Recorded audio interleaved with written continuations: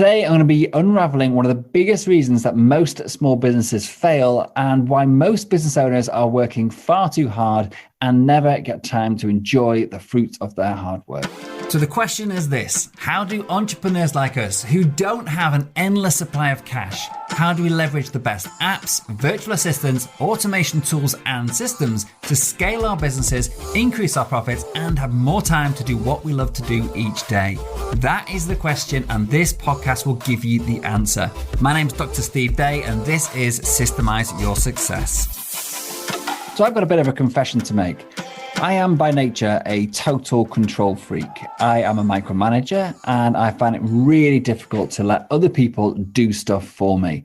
I constantly think they're never going to do it well enough, and I always want to sort of correct them when they're going wrong or make sure they're actually doing it the way I want it done. That's my nature. But I've had to learn to control that and to change the way I think and the way I act in my business. Because if I didn't, I would have just ended up back to the place I've been so many times in the past, totally overwhelmed, burnt out, and feeling exhausted because I basically worked myself into an early grave. So what changed? Well, that is the subject of this episode. And it's hopefully going to try to overcome the biggest barrier that I see in what's stopping people from actually getting help in their business, getting you to outsource your work. But before I go on, I just want to be really clear on the definition of outsourcing, because sometimes when we hear the word outsourcing these days, we automatically think that we're talking about virtual assistants from places like the Philippines or India or South Africa or some other far off place in the world. And that in itself can cause people to sort of clam up and I don't want to give my work away. It's the security issues, the trust issues, like I'm never going to meet this person. And all those sorts of fears come in. And we're going to cover those in later episodes because they're all really valid and we need to explore them, because I've had exactly those same fears. And when I started out, I would have never dreamt I would be outsourcing work to places like the Philippines. So I went on a journey. I'm going to share that with you in later episodes. But today, I want to focus on just the act of giving somebody else your work. And that somebody could be actually an employee. It could be someone that you hire from a freelancing website in your home country. It could be someone you know, a friend or family. The act of actually getting somebody else to do your work for you and trusting them to get on with it and produce a result that's good enough for you to accept in your business, that is the one challenge that if we can overcome that, the rest of it sort of falls into place over time. We need to start small, and the first step is to actually trust someone to do a task for you without your involvement. So why do we have this massive fear, this control freak nature? Well, so I'm going to quote Elon Musk here, and this is slightly paraphrased, but he was asked about his business. And if anyone knows anything about Elon Musk, it's that he is a bit of a workaholic.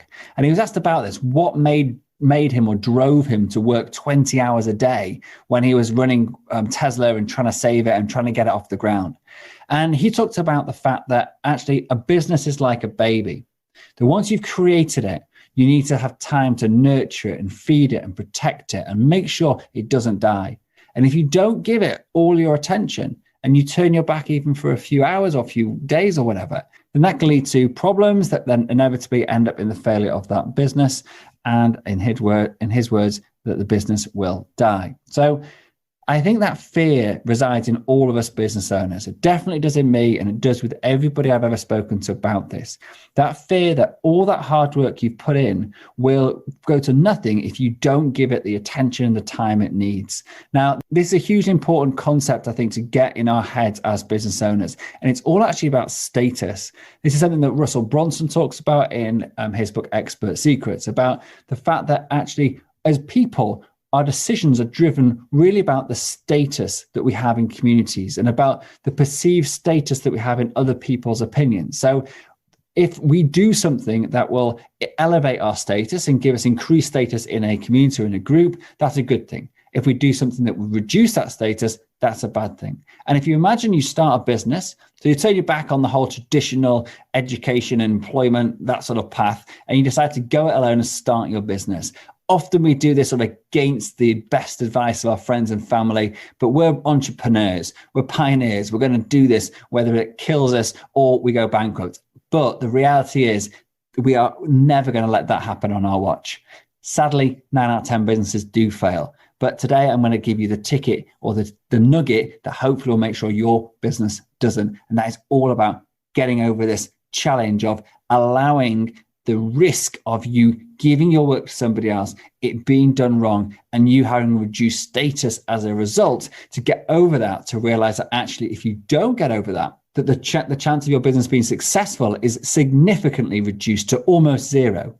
How many one-man bands do you know that go on for the entire of their lives? It gives them a good lifestyle as well. Very, very few, if any, in fact. And so you've got to weigh up the difference between the loss in status of you trusting someone to do a task for you, it going wrong, them learning from the mistake and then never doing it again, and your business getting better as a result. Or you're trying to avoid that risk altogether, but in doing so, you keep control of everything in your business. And therefore, you're left with only one option: to work yourself half to death, to sacrifice things for your business and your family, to never create the legacy that you want to, never create that pension pot or that passive stream of income, or that whatever it is your goal to why you started this business in the first place. If you never achieve that, then that is a massive, massive shame. And it's going to reduce your status far more than the temporary loss of status when something goes wrong in your business, when your employee does something you didn't quite expect. And I'm glad to say that I believe that what I've discovered over the past few years and what I'm going to share with this podcast is the difference that small business owners need to almost guarantee success. If you can spend your time doing all the bits in the business that you need to make it a success, you'll outcompete everybody else who's still stuck in that control freak one-man band trap that most business owners fall into. In the UK, about 3/4 of all businesses are run by one person, i.e. they don't have any employees. So by you outsourcing your work and actually taking on either freelancers or employees or virtual assistants, you are going to elevate yourselves instantly above the vast majority of businesses. And by doing so, you'll be able to free your time so you can focus on doing the stuff that only you can do, that will make your business a success. And as you actually start outsourcing more and more, you'll realize there is very little that only you can do. You only need to look at the big companies in the world whose business owners have transcended into that role of CEO and then beyond, into basically someone who sort of oversees operations from a very high level and just sort of steers the ship without actually being involved in any of the operational decisions. They started out the same as all of us, one-man bands, looking to find a way to get somebody else to take some of the responsibility so they didn't have to do everything themselves, so they could free up their time, free up their headspace, and then concentrate on growing their business. So that's why it's so hard, because this is your baby. This is the thing you've invested so much status into. If it fails, it's going to make you look like an idiot. You're going to feel like an idiot. You're going to feel like a failure. You're going to feel like you failed people around you, the people that may have invested in you, people that have trusted you, people that have supported you, people that have given you their time and their money and their love while you've been following your crazy dream. And then it all fails. Of course, you're going to avoid that at all costs. But as I said, if you don't trust other people, if you don't take that small risk, the chance of failure is far, far higher if you try to go it alone. So how do you do it? How do you actually overcome this? How did I overcome this? How did I go from spending 15 years of my life doing absolutely everything in my business? And I mean everything. I used to do property. I used to buy the property. I used to renovate the property. I've put floors down. I've plastered. I've bricklayed. I've rewired houses. I've plumbed houses. I didn't go as far as putting gas central heating in because that was a bit dangerous. But everything else I have done in a property development, thinking I was saving money. And actually what I was doing was costing me time. Now, money will always come back. It'll come back through rent. It'll come back through employment, through wages. But time will never, ever come back. So you need to be very careful with what you do with your time. And I know in hindsight, if I went back and did it all again, and the early stages just factored in the cost of getting other people to do that, maybe grew a little bit slower in the beginning, I would have probably been able to accelerate my journey on my property business far, far quicker, because I would have had the time to learn and actually go out, find investment, about actually going out, finding the best properties and then building an empire, building a portfolio. But what I did was something different. I did what most business owners do, and that is I worked in the business far too much and never put my head up and had a look around to see what else was going on and where the opportunities were. So how do you do this? How do you get over yourself and trust somebody? So for me, I had to go on quite a big journey to get there, to get into this mindset of being able to do that.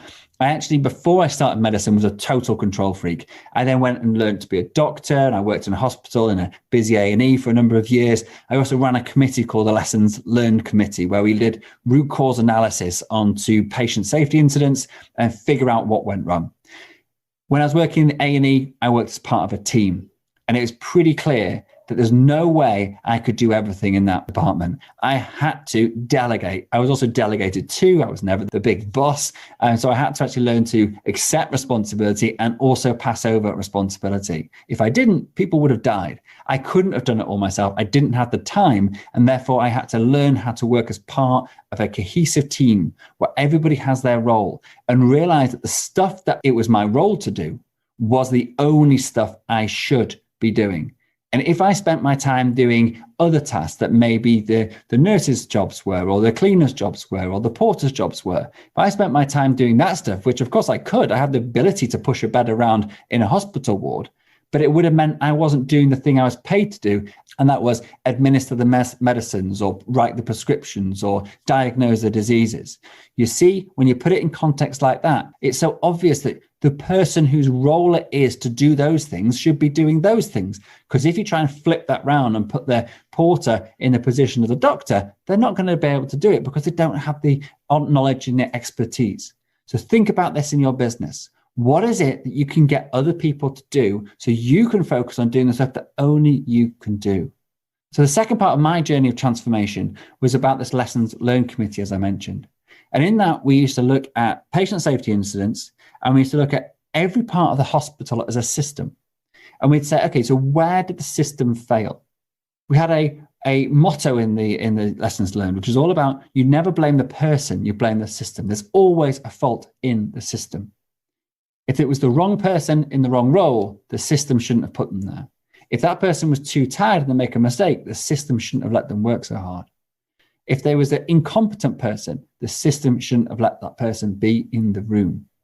There are very few instances when there's real true blame on a person. Obviously, if they're out to get you, then you can't avoid that. If they're literally purposefully doing something wrong, but then you could also look back and say, well, how did that person get through the net?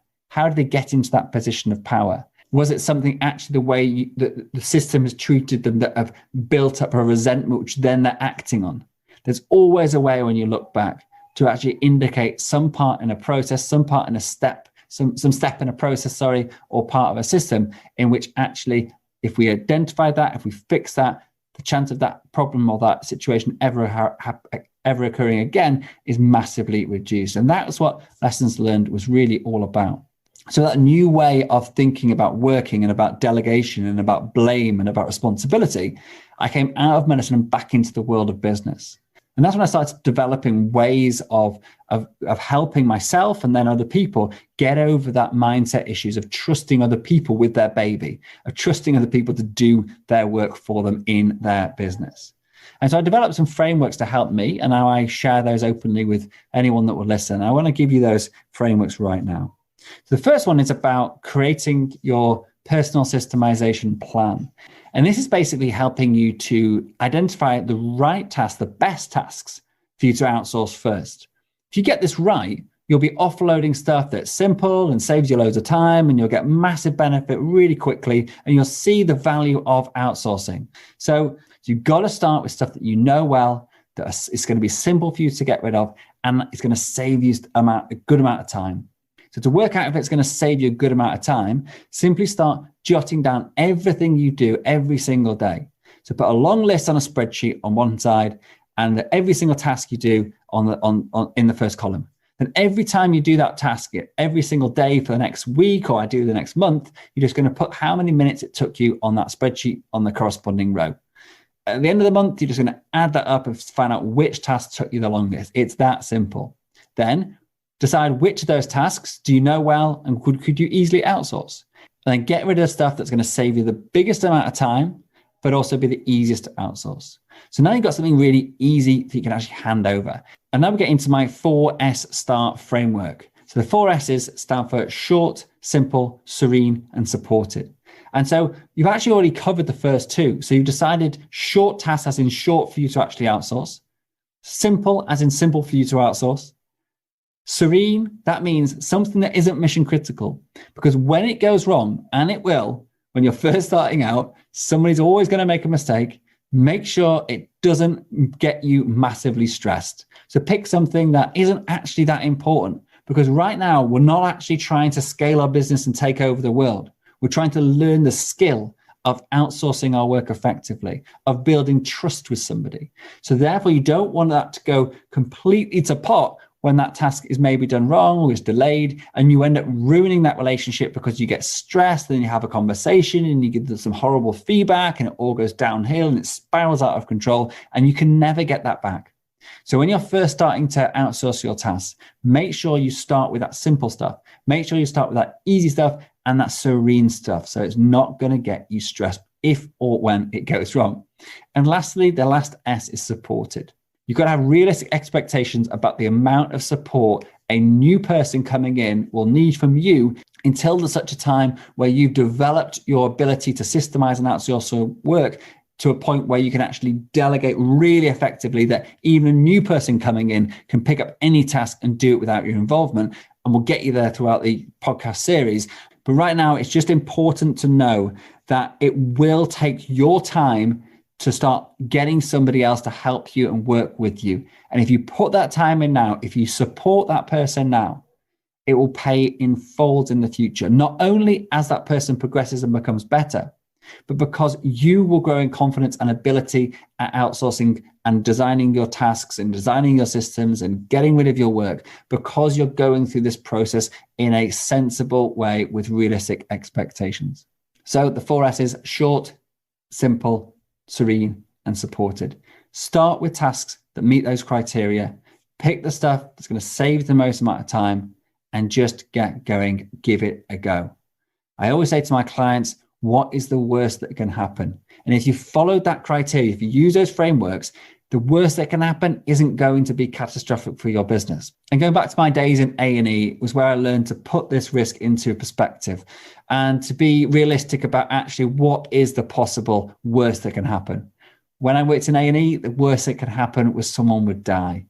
So when I came out, went back into business, and I think, well, if this person did this wrong, if they post at the wrong time, if it doesn't sound like me, if they send the wrong thing to the wrong person, if they delete the wrong thing, like, what is the worst that could happen? I've done some terrible things in business. I've deleted my entire hard drive. I've sent the wrong thing to every single person on my mailing list. I've done some major errors. But actually, I still go on with my business. And so do all businesses that make these silly mistakes. There's very few mistakes that are catastrophic for businesses. And at this stage, if you stick to the framework, stick to the 4 S's, start with your short, your simple, your serene, and your supported tasks, you're not going to fall into that trap. And this is when you're building trust. This is when you're building the ability to outsource more effectively, so you can trust yourself and your systems. So actually, when you're working with somebody, you're more reliant on your systems than the person, and therefore the trust of actually getting somebody else to do your work for you is down to you and your ability to create the systems. And that is what we're going to share in future episodes of this podcast. And I'll leave you with one final thought, and that is from a great author, Seth Godin. If you've not read it yet, I recommend you read the book, Poke the Box, and also give it to each one of your staff to read when they join. Poke the Box is all about encouraging people to take risks, to put themselves out there, to take the initiative, to come up with ideas and see if they work. And it embraces failure. It shows you how important failure is to the success of a business or anything in that matter. I'm going to leave you with a quote from Michael Jordan, the great basketball player. I've missed more than 9,000 shots in my career. I've lost almost 300 games. 26 times I've been trusted to take the game-winning shot and missed. I've failed over and over and over again in my life, and that is why I succeed.